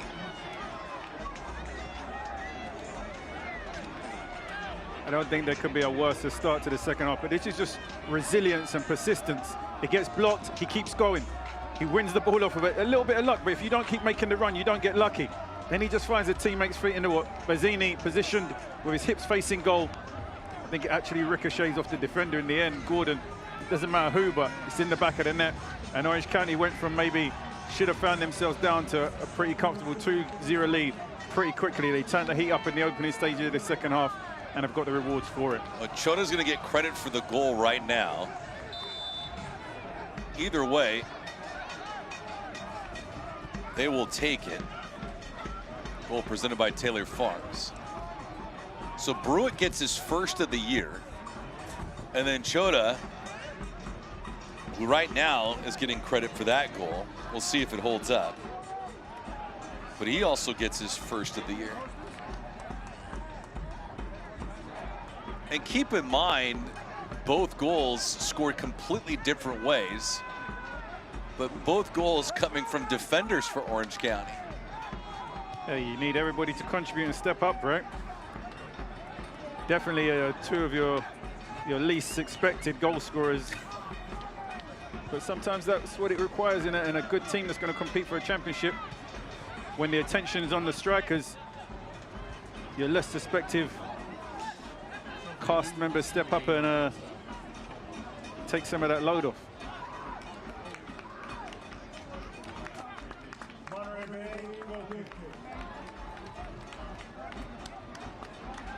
think, as we said, this is why Orange County are one of the best in the Western Conference. They didn't need to dominate the first half with possession. They just stayed in the game, weathered Monterey's pressure, and have been ruthless since the start of the second half. 2 opportunities, 2 goals, absolutely ruthless. That's the kind of mentality and streak that you need to have in front of goal to be a top team, especially when you've been against it and you haven't had the possession and you're away from home with a good fan base against you. So now they've actually flipped it. We'll see how many times this changes, but they now credit Bazzini with the goal. So Brewitt scored first, and then Bazzini in the 51st minute. Chota with the assist. But we'll see if that holds up. It might have gone off of Gordon. We'll find out. We talked a bit about Orange County's experience and, you know, if it was going to display at some point, and it has. Monterey Bay had the better first half, 45 minutes, but Orange County now have scored twice in the opening 7 minutes of the second half. The best teams don't always need to be the better team for 90 minutes. They just recognize the key moments of the game and they punish you. Sadie with a crossing attempt, no chance, as Rando's not going to be caught off guard there. Watch the USL Championship in Spanish on 2DN, nation's leading Spanish language sports network. Go to uslchampionship.com for the complete USL TV listings. 2 goals in the first 6 minutes of the second half. And you have to give Brewitt a bit of credit here, the team captain, because he showed tremendous leadership. Your team needed you in a moment to step up, and that's what experienced defenders are able to do when it comes to set pieces and dead ball situations. He attacks, he gets into the box for a reason. Maybe not to control and smash it into the back of the net on the volley, but to be competitive in set pieces and compete aerially. This occasion required something different, and he was able to have that moment for his team. So for Bazzini, if the goal stands up for him, it'll now move him up to 6 on the season. He's the team leader in goals scored. I think seeing multiple goal scorers get onto the score sheet shows that they can contribute from all over the pitch, not just the offensive players alone. Wesley Leggett is going to come into the affair. Belmar Joseph also coming in. And for Bazzini, just right place, right time. Give a lot of credit to Chota for making that happen, though.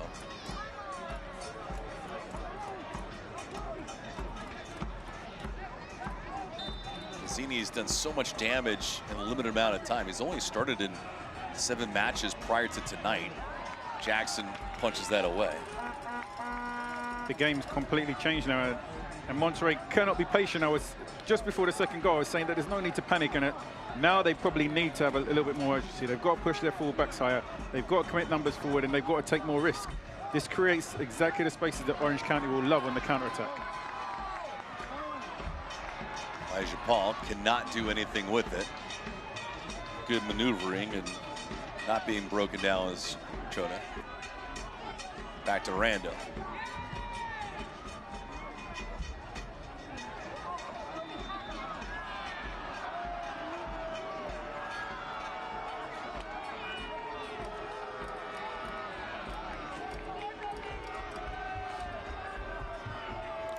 Select is proud to be the official match ball supplier of the USL Championship. From the grassroots to the pros, Select is there every step of the way.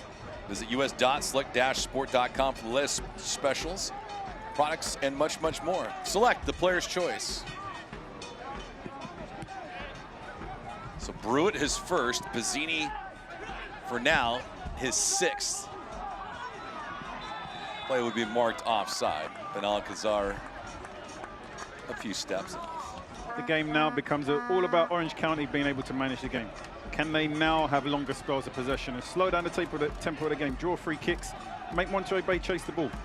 For the next 10 minutes, Monterey Bay have to respond. Can they score quickly?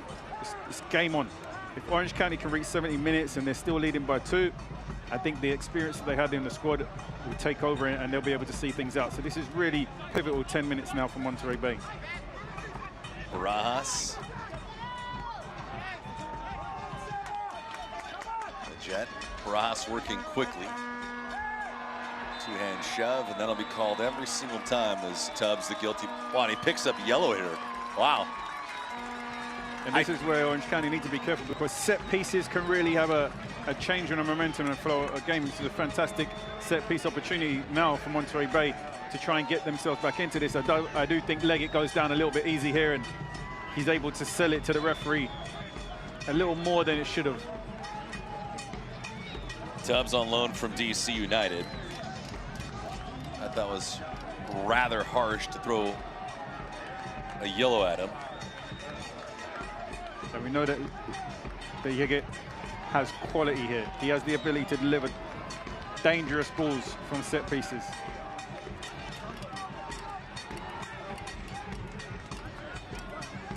Man from San Francisco, California.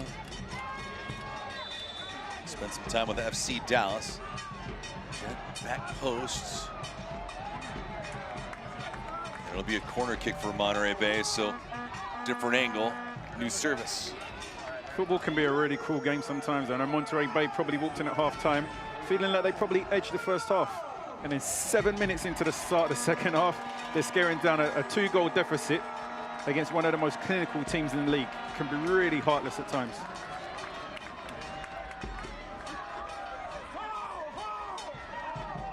Jet, the header was missed.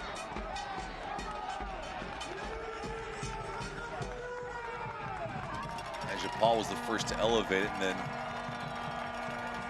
looked like Belmar Joseph also trying to get in there. Leggett had a quick push off. Ball was intended for him. Leggett got a foot on it, but it goes over the crossbar.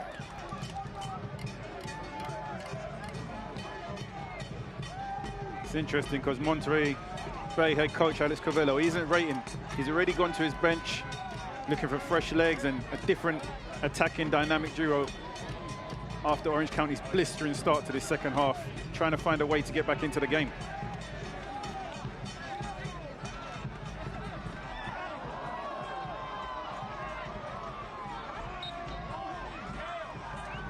Saidi worked hard, but you know, he's still young and learning the game, and it can become a little bit difficult when you're 2 goals behind.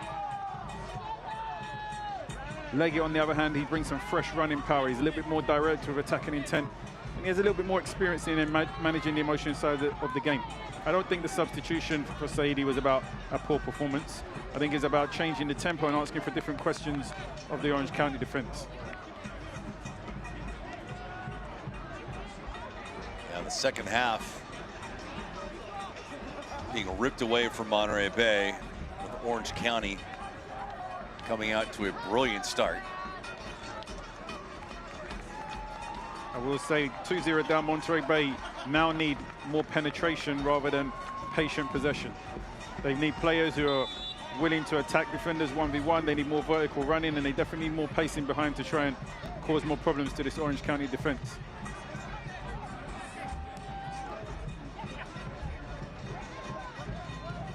Spin in the turn.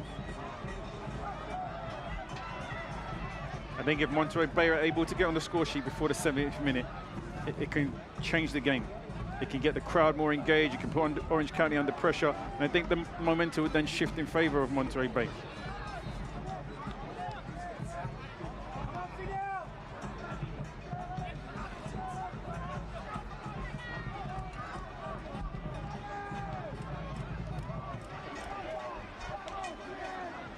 Orange County just being patient. And Alcazar blows a tire. Wouldn't have mattered anyway. Don't miss all the exciting action of Monterey Bay FC with a group outing starting at $25. Plus enjoy exclusive fan experiences like Walkout Kids, Ball Kids, High Five Tunnel, halftime contests, and more. Visit MontereyBayFC.com for more details. I think the substitutions from Monterey Bay tell us that they still believe they're in this game. The next goal, absolutely everything.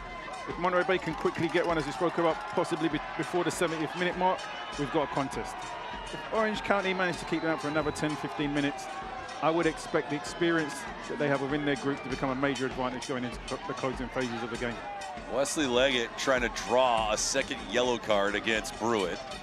And I don't know if there was a whole lot of contact there, if any at all. No, Leggett he's become a salesman. A couple tackles now where he's done a good job at selling them a little bit more. He caught the referee on the first one, and this second one, He wasn't having any of it.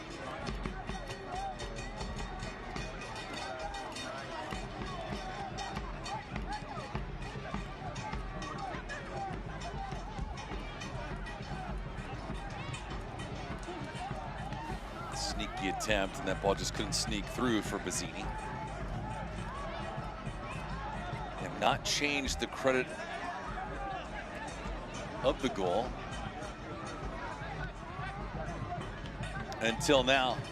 So now they've officially moved it. So we went all the way around. Chota got credit for it first, and then Bazzini, and now it's an own goal. So Gordon with the own goal in the 51st minute. So Bazzini is now back to 5 goals on the campaign. So an own goal and Brewitt with the first.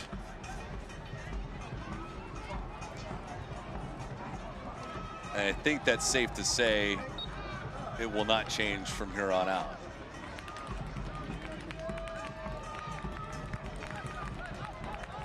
Pretty remarkable, though, that Orange County has a 2-goal lead. Rojas trying to grab an edge. Top of the box. That shot lifted up and away. Monterey Bay, 9 shots, make it 10 now in this game. 3 on target. I would say this is where experienced teams are able to separate themselves. Orange County turned a game where they were second best in the first half into one where they're now managing the game with real composure with a 2-0 lead. This is the real difference of not panicking under those moments when you're stressed, being able to defend well, and then being able to control the game without having possession of the ball and then being able to take your chances.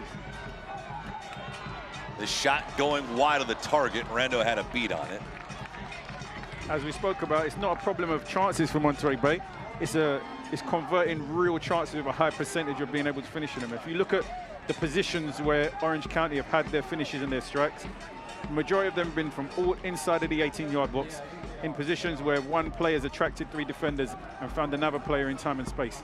On the other hand, Monterey Bay are being forced into shots from distance, to low conversion rates of crosses.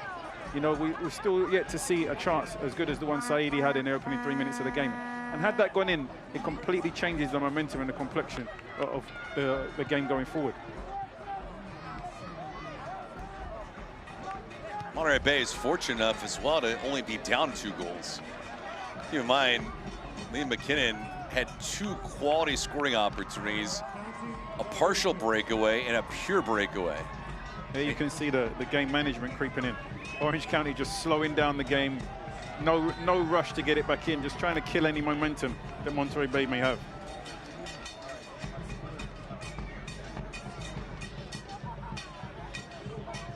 Tense moments for Monterey Bay. And for Orange County, they feel right at home on the road.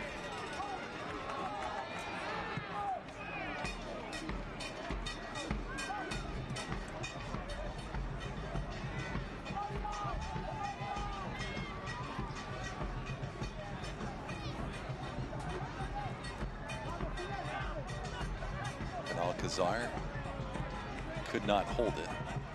Barajas spilled over.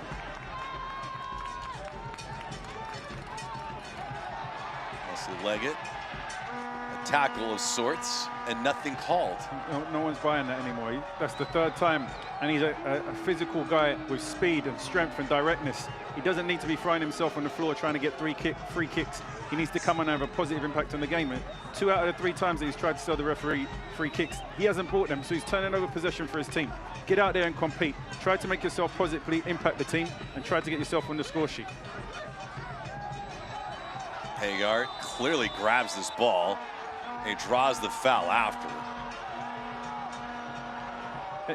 And this is a situation where Hagar grabs the ball before the referee's blown the free kick. So really and truthfully, it's handball, because at the phase when he decides to pick the ball up, the referee hasn't decided that it's a foul. This is the players taking the decision. Look, the assistant referee's right there with his flag at his side, and he doesn't put it up. He either has to be more proactive and make the decision earlier and take the decision out of the player's hands, or the player has to be reprimanded for making the decision before the referee's even blown his whistle. The referee's starting to let things get out of hand a little bit here. Soccer season is here, and SeatGeek is the official ticketing partner of the USL. Get all your USL tickets and more for the #1 ticketing site, like those 2 ladies. SeatGeek, your ticket to great seats. They're already booking their seats for the next game. That's not bad. They heard you. Immediately opened up SeatGeek. It's beautiful.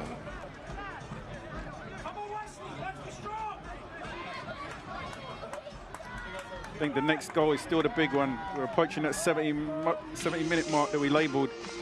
The next goal, the crowd would come alive. Orange County would feel the pressure if it went in favor of Monterey Bay, and the momentum would completely switch. Haggard having his jersey tugged on. Orange County looking to put this game to bed. Could be trouble, no.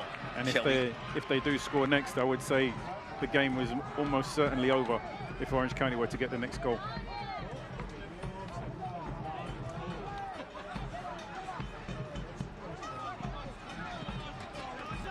At this stage, I would say Brewitt's definitely had a captain's performance so far tonight. A goal, defensive leadership, he's been calm in possession, he's organized the backline well. He's been the foundation of Orange County's second half response, getting that go-ahead goal.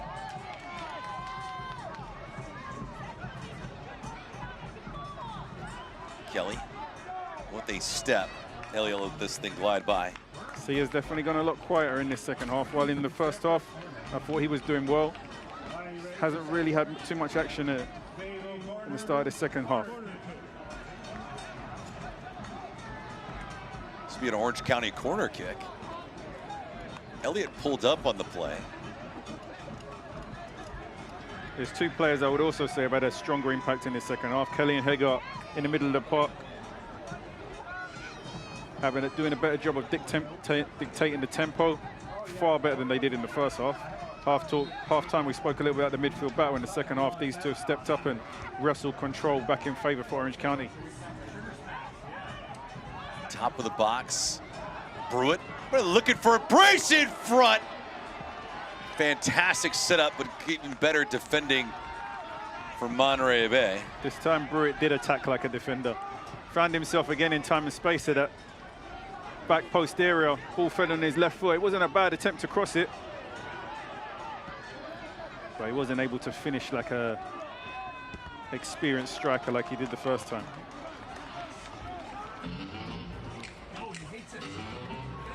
'71st minute, time is wasting away for Monterey Bay. I will say this is a lesson in efficiency for Monterey Bay.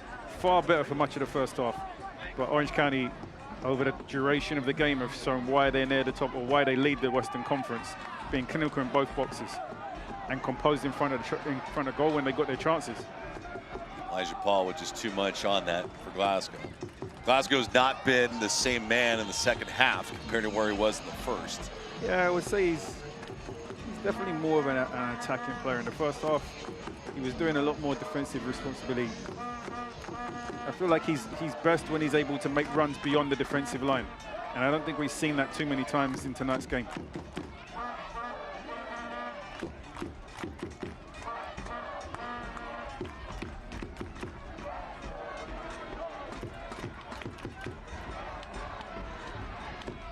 Jet.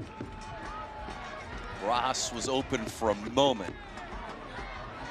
It's quickly stymied. Back to work. Glasgow, cross, no. Brewitt able to intercept.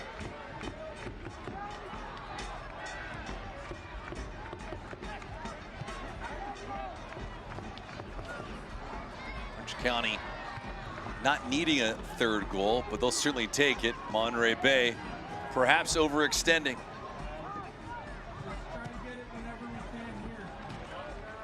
Possession stays with Orange County. Orange County, a well-oiled machine. They have been clinical in this match. Yeah, you do feel like the game is becoming a little comfortable for them in the last 5 or 10 minutes. Monterey Bay failing to really mount any meaningful attacks.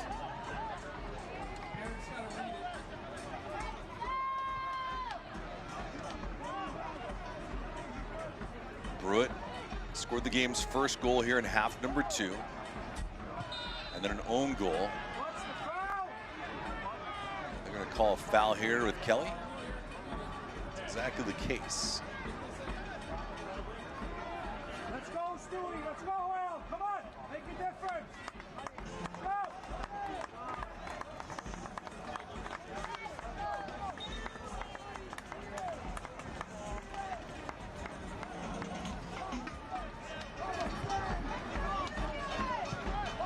Monterey Bay is certainly not out of it. Not tonight, not in the Western Conference standings, but we're going to get to a point as we close out the month of July that they have to find ways to pick up points in every match. Because they're eventually going to run out of runway. A couple changes coming, and these will be from Monterey Bay. Elliott will depart. Joel Garcia will come in for him. Stuart Ritchie also coming into the affair. Del Barajas' night's over with.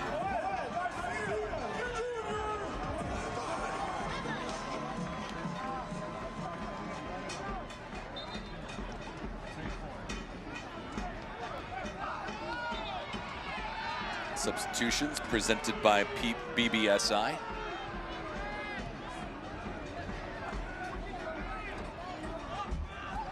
Silla. Great job weaving by Silla.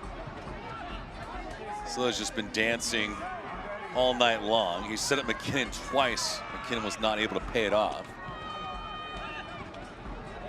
Despite the scoreline, Monterey Bay is still dominating possession, but they've just not been as efficient with their possession as Orange County had. They've had more of the ball, they've had more shots, but yet Orange County found a way to be more clinical in the moments that have mattered.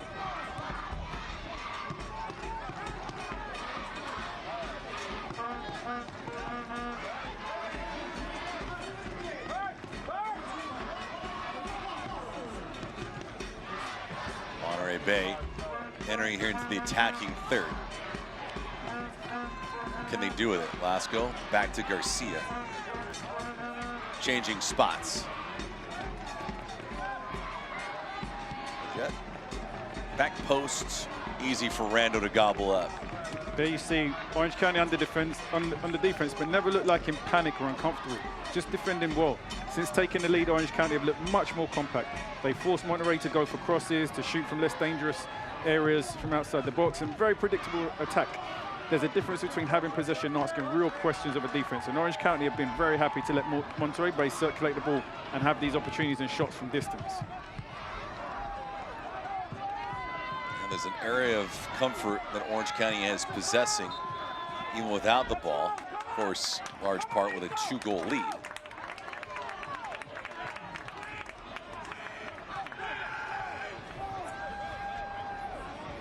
I would say Orange County did absorb a lot of pressure in that first half.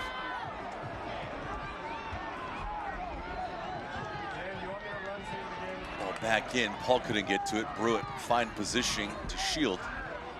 But in the second half, they've scored early, slowed down the tempo of the game, defended intelligently, and controlled the momentum. This is what top intelligent teams do away from home.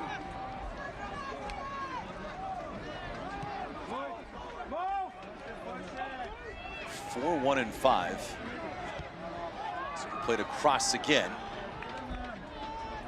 Brewitt able to sky up for it. It's a good cross from Glasgow, just asking questions. Fantastic nutmeg there from Sia, and off he goes. Monsilla out wide. Easing up with the throttle. Let's see if Kelly goes for goal here. Had an open window, but it quickly closed. This is where Monterey Bay need to be more direct. Now's not the time for patient possession. They've got to get early crosses. They've got to get second balls. They've got to get numbers in the penalty area and get their fullbacks almost playing like wingers.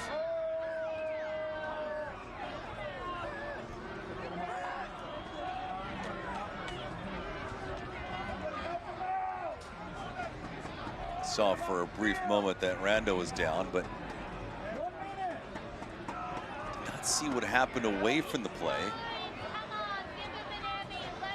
It's interesting because Danny Stone's yet to go to his bench, and if I'm Danny Stone, I'm thinking about we need to get some fresh legs on, we need to kill transitions, we need to protect the central areas and try and slow the game down a little bit more. Yeah, Efren Solis, who's limping right now, it just looks like he cramped up. He's gonna come off the pitch for a quick moment.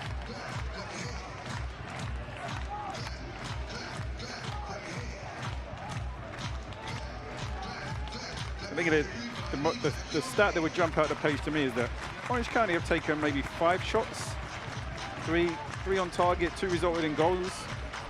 The other 3 that McKinnon's 2 chances that possibly should have scored, serious chances he should have scored. Like, they created 5 out of the chances they had. They created 5 real quality chances that you would expect to see bulge in the back of the net. See, take a look at Solis again. Now they were asking for a handball, and they had that misstep right there. That's where he cramped up. Signed his first professional contract this year. First player to earn one through Orange County SC, Irvine Strikers pathway. 18 years of age. You can tell he's got a long career in front of him as McKinnon will depart. Zubac will come in for him.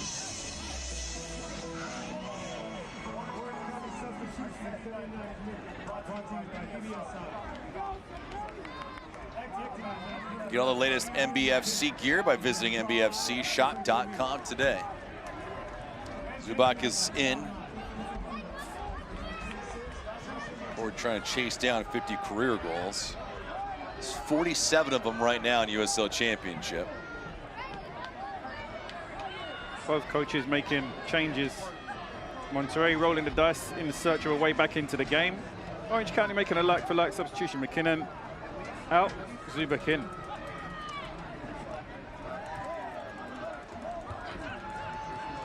Orange County can live with that. Paul, good step, but just put it into an area where he was praying for the best. For Monterey Bay, I'm sure the message coming from Alex Covello is clear. They got to increase the tempo. They got to win second balls. They got to continue to press, and they got to commit bodies forward. At this stage, their structure becomes secondary, and they just need to create sustained pressure in the attacking third to try and create goal-scoring opportunities.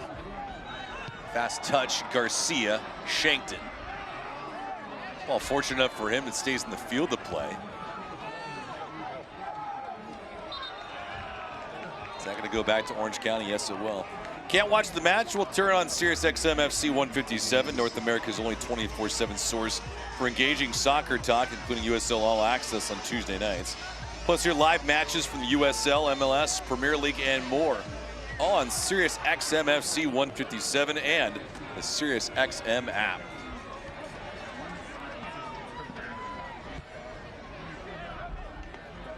For Orange County, Zubac coming into game is all about the game management.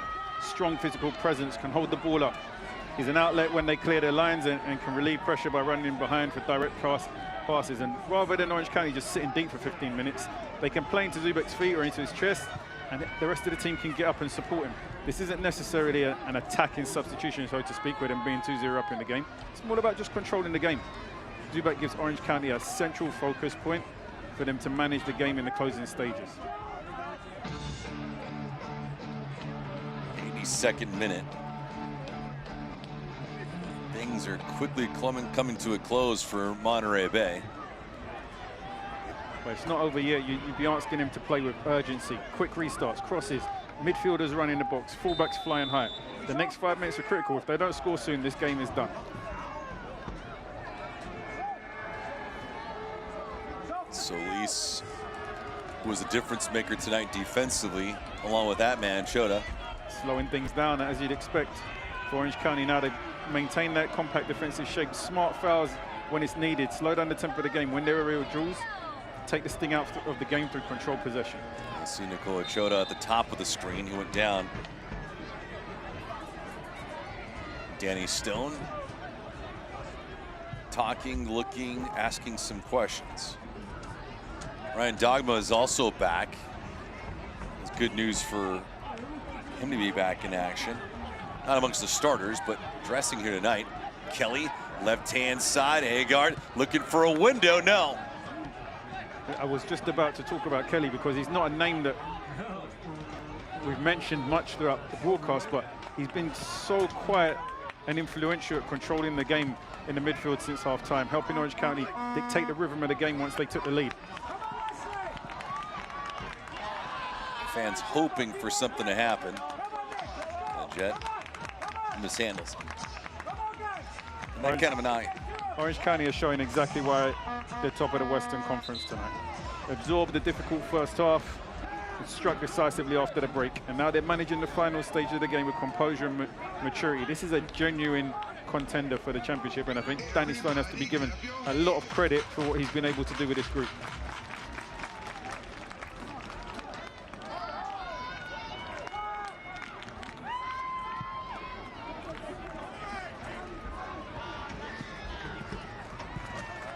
Goal scoring tonight has been pretty simple. Brewitt on the board in the 48th minute, and then Nico Gordon an own goal.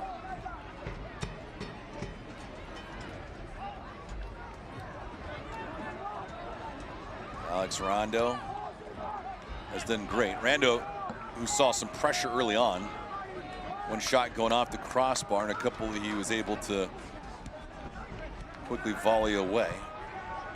He was active in the first half, not here in the second half, and he will take that all day. Second half, Monterey Bay has only had 3 shots. Of course, the funny figure in all that is Orange County in the second half has had 1 shot, and they've scored 2 goals. Go figure.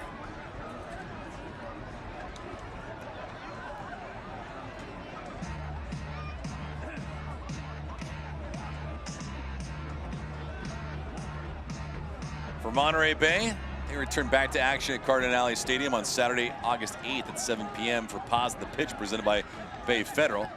First 2,000 fans will receive a dog leash. So for more information and to purchase tickets, visit MontereyBayFC.com.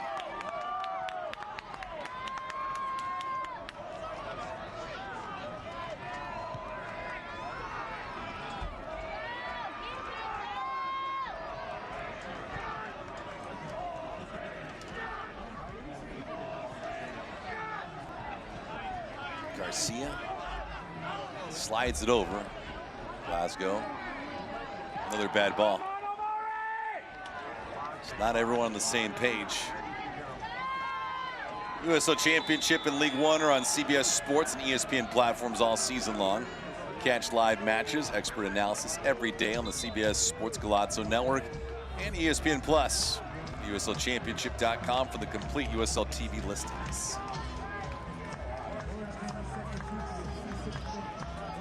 Guzman Silla will depart. Ryan Dogman will come in for him.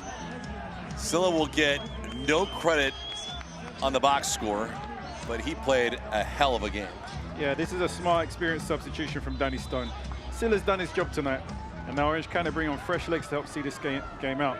Silla's influence wasn't necessarily goal assist tonight, but he occupied defenders, he carried the ball in transition moments, he forced Monterey to respect his pace, and it helped Orange County's midfield after they took the lead. With a couple minutes left in the game, there's no need to keep him out there. Trying to penetrate, and Garcia and company breathing down the neck of Rando, but he makes another stop. And Dogman coming in. He's played in 9 matches. And he keeps them on the front foot. He has fresh energy. He can come in, continue to press, fresh defensive work. If he's needed on the counter-attack, he has fresh legs to attack those spaces left by Monterey Bay, who now have to commit numbers forward.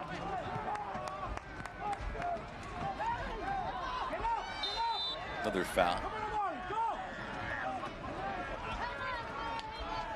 Been plenty of substitutions here in the second half, along with a couple goals. So you're thinking probably 5 minutes, maybe, of added time. These are where the head coaches make a difference. The experienced coaches, they use these moments to manage the game so well. Fresh legs, fresh energy, opportunities to take valuable seconds off the clock while still maintaining intensity out of possession.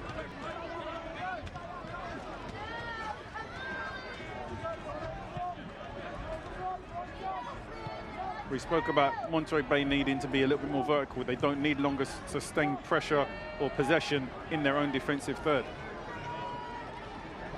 Can they create at least one more clear-cut chance? They've had the territory, but they haven't really tested Orange County since going 2 goals down. On the pursuit, Paul out wide, open crease, he scores! A beautiful finish, and a man down and not out. He's cramping, but he is alive, and so is Monterey Bay. They're within 1, 2-1.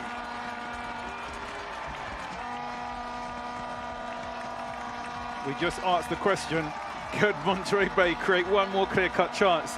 And the answer is yes. This makes for a really interesting closing stage to this game. It's a really composed finish here from Paul. As you can see, lets the ball run across his body, takes his time, and calmly slots it into the back of the net. That's the kind of composure you want to see from the strikers. He hasn't had too many of those opportunities tonight, but when he has, he's taken it nicely. And for Elijah Paul, that goal presented by Taylor Farms, it's his 4th goal this season. The question is, did it come too late? Well, this changes the complexion of the final few minutes here completely. Hagard, open crease, goes for goal, it just misses putting it away. You can see by Heggert's reaction, this wasn't far away at all, and I actually thought this was going to find its way into the side net. Fantastic individual moment of brilliance there from Heggert in the middle of the park. A quick pivot from Hagard and just unable to finish, and now he's a rat hot on that foul. Danny Stone also backing him up. This is really game on for the final minutes of this game. Monterey Bay got the goal they desperately needed, and it's the man we highlighted before the game, Elijah Paul. With just a few minutes remaining, Orange County found a way to dig in and get themselves on the score sheet. Monterey Bay out shooting Orange County 13-5 in this match. But the quality of the chances weren't there. The chances that they're creating, shots from distance, half chances, block shots, the chances that Orange County created were much higher quality. Glasgow, middle of the park. Oh, great stop by Rando. Oh, what a brilliant save on the goal line to preserve 3 points. Now this is what Leggett was brought in to do. Not to be diving and flopping on the floor, to be attacking space. It's a fantastic header. He's done everything right there, and he can feel hard done by this, not in the back of the net. But look at the difference. Glasgow on the right-hand side here, gets the ball out of his feet, delivers a dangerous ball into the box. Leggett gets up, heads it towards the side netting, and this is an absolute match-winning save from Rando here. We spoke about saving the first half, but here this is low, going to the corner. He gets it across, full stretch, and tips it away. Fantastic opportunity there for Monterey Bay to get the equalizing goal if it wasn't for Rando. Now, we don't have the correct picture to provide you with the look that might do him a better service, because that ball looked like, from our vantage point, that it was behind him. And Rando reached back on the edge of the goal line to preserve that save. And look at the influence when Glasgow is on the right-hand side now, a little bit higher, receiving the ball in time and space, delivering crosses on his natural foot, having a much better, bigger impact offensively for Monterey Bay. The change in positioning has also allowed them to get a couple more chances in the final phase of this game, but maybe the changes in the organisation have come a little bit too late. For almost 35 minutes, Orange County looked comfortable. Now the crowd's back in the game. You can see Monterey have a little bit of belief, and Orange County have something to protect rather than simply manage. The momentum's swung back in favour of Monterey Bay now. Well, they were just inches away from making it 2-2, and Alex Rando with a massive save with the right paw. He came into this match with 43 saves. He's added it to his tally tonight with 5 of them. Another cross into the box. That one's slicing away. Glasgow's saying there was a handball. It's not the case. Glasgow much more active and involved in these down phases because he's getting higher and higher up the field. Whether it's delivering crosses, where he's making runs into the box, he's now in the areas where he comes alive, and that speed and pace that he has is hard to manage. Defensively, he was a little bit held back. He was a little bit tamed because he was very restricted. Now the releases on him, it's having a much bigger impact in the dying stages of this game. Hagard getting some help from his teammates. We spoke about Elijah Paul pre-game needing service, and he didn't get many opportunities throughout the game, but good strikers only need one. If he became isolated, he wouldn't have much success, but he stayed patient, he kept working, and when the opportunity finally came, he delivered. The change here, that'll come from Monterey Bay. Kelsey Egwu. And I think it's an intentful change from Monterey Bay. Everything's got to go forward now. Centre back stay high, direct balls, crosses, second balls. The goalkeeper needs to be ready to come in, lay up for set pieces. For Orange County, their mentality shifts. They got to forget about trying to score another goal and just worry about making first contact on deliveries, worry about clearing second balls, staying compact, and avoiding any unnecessary fouls around the box. Mohamedou War comes in for Orange County.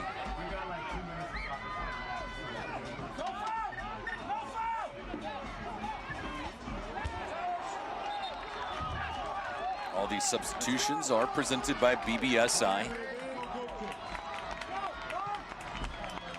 The duel now between Brewitt and Paul becomes even more important. Paul's got the confidence after getting onto the score sheet, and Brewitt has to lead his team. Every chance, header, communication, all of this matters in this dying stages of this game. Final seconds in this match. Tiptoeing away. This shot from distance does not have the proper accuracy, about 15 feet wide. It looked good, but just wasn't on frame. For the first time since Orange County's quick-fire double at the beginning of the second half, there is genuine tension inside here. One goal completely changes the motion of the game.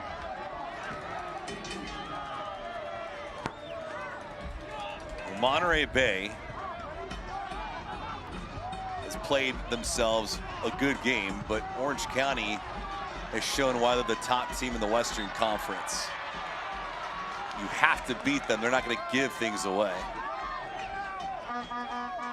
This looks like to be the final sequence of this match. Is there any late game heroics from Monterey Bay? Will there be some magic? Into the box. Garcia lets it rip, not well struck. Rebound collected, pushed away by Orange County. And all the way back to Jackson. Monterey Bay has to push this thing forward. Brad Jensen, center referee, blows this thing to a conclusion, and Orange County prevails on the road again.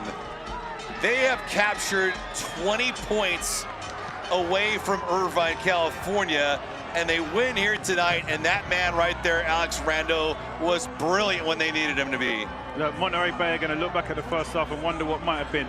Orange County will look back at the second half and see exactly what one of the Western Conference strongest teams. Clinical when their moments arrived, composed when the pressure came late, and ultimately leaving with a hard 2-1 victory. Amazing performance. And for Elijah Paul, tough luck loser in it, he is the man of the match, presented by Bay Federal Credit Union. He did everything he could for his squad, got him back into it, but unfortunately it was not enough. Yeah, Monterey Bay, they had a strong first half. Good defensive organization before halftime. They never stopped competing, and Elijah Paul was rewarded for his effort with a deserved goal. They'll feel they deserve more from their first half performance, but ultimately they paid the price for a slow start after halftime. And impressive it is for Orange County. They've won for the 5th time this season on the road, and they have only lost once. 5-1-5 on the road this year, and they've captured 20 points away from home. Post-game show coming up next. On the front lines, you're there when you're needed. Get this thing rolling. Before you're needed. On the front lines, you see what others can't. On the front lines, you use every tool possible to deliver safe and reliable gas and electricity. Because you don't just serve your community, you're a part of it. PG&E, on the front lines for us all. SeatGeek is the ticketing app for fans like the high five strangers got. Game-winning interception. First down. Just a nice, solid tackle. If you're in arm's length, you will be swapping skin with this extrovert. You see, he knows SeatGeek got him a great deal on tickets, so he can focus on what he does best, smacking palms. SeatGeek handles the tickets to sports, concerts, and more, so fans can fan. There is a ranch where we belong, where people believe in us, and we see what's possible when we realize our potential. This place dares you to dream, to seize opportunities, and find purpose. This is our ranch.